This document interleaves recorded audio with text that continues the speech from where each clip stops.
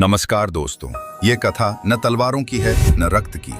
यह उस युद्ध की गाथा है जहां आत्मा की आग अस्त्रों से टकराई और सृष्टि ने एक क्षण के लिए सांस रोकी। लेकिन प्रश्न ये है, शिष्य ने अपने गुरु को युद्ध की चुनौती क्यों दी? क्या कोई रहस्य छिपा था इस महासंग्राम के पीछे? और क्या यह युद्ध सिर्फ अस्त्रों का था या आत्मा के भीतर छिपे एक प्रश्न का उत्तर? जवाब मिलेगा, पर हर जवाब से पहले उठेगा एक नया प्रश्न। तो ध्यान से सुनिए, अंत तक जुड़िए, क्योंकि ये कथा सिर्फ कहानी नहीं, चेतना का द्वार है।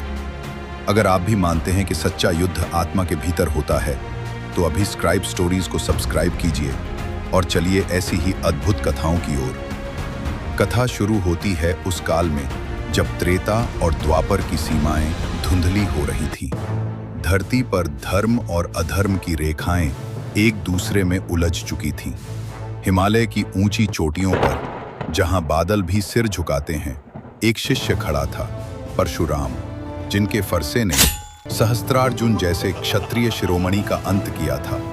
लेकिन आज उनके हृदय में शांति नहीं, एक तूफान था। क्या मेरा क्रोध धर्म था, या मैंने अपने ही हाथों अधर्म का बीज बो दिया? ये प्रश्न उनके मन को कुरेद रहे थे, जैसे कोई अदृश्य शूल हो।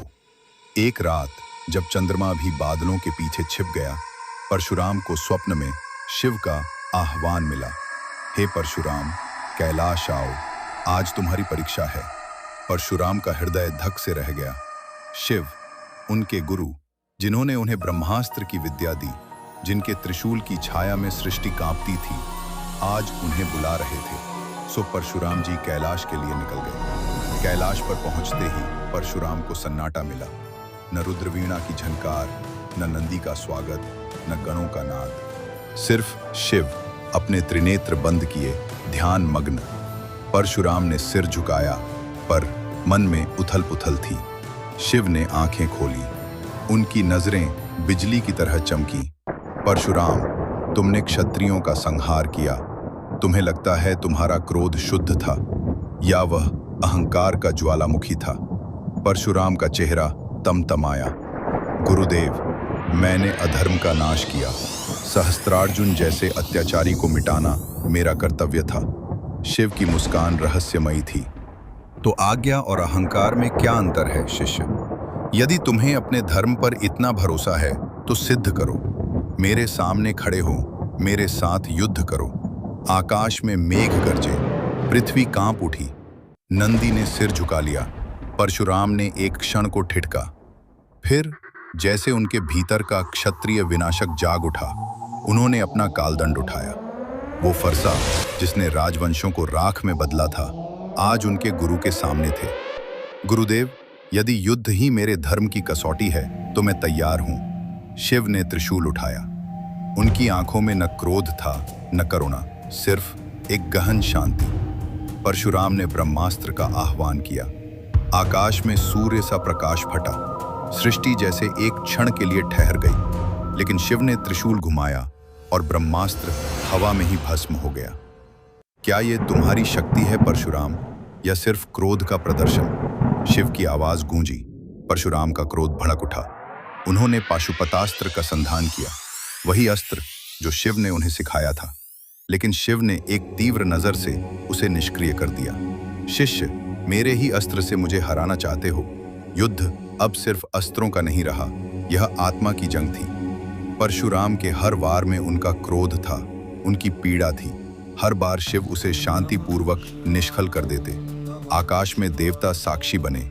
नारद मुनि ने कहा, यह युद्ध नहीं, एक गुरु का अपने शिष्य को सत्य का दर्शन कराने का मार्ग है। अंततः परशुराम की गति धीमी पड़ी।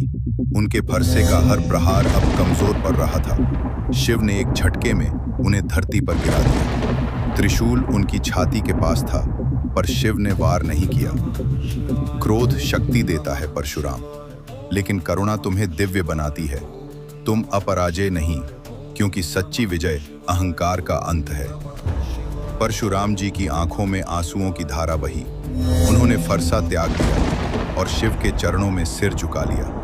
गुरुदेव, मैंने आपको नहीं, अपने अहंकार को ललकारा था। आज मैंने उसे हराया। शिव ने परशुराम को उठाया। तुम चिरंजीवी हो परशुराम।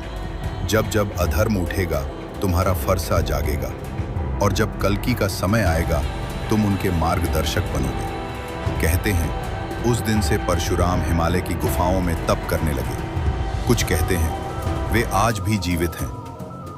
कल्कि की प्रतीक्षा में प्रश्न जो गूंजते हैं, क्या परशुराम का क्रोध न्याय था या अहंकार का परछाई? क्या शिव ने युद्ध इसलिए किया ताकि परशुराम अपने भीतर का सत्य देख सकें? और सबसे बड़ा सवाल, क्या परशुराम आज भी हमारे बीच हैं, किसी गुफा में, किसी पहाड़ पर, कल्कि के आगमन की प्रतीक्षा में?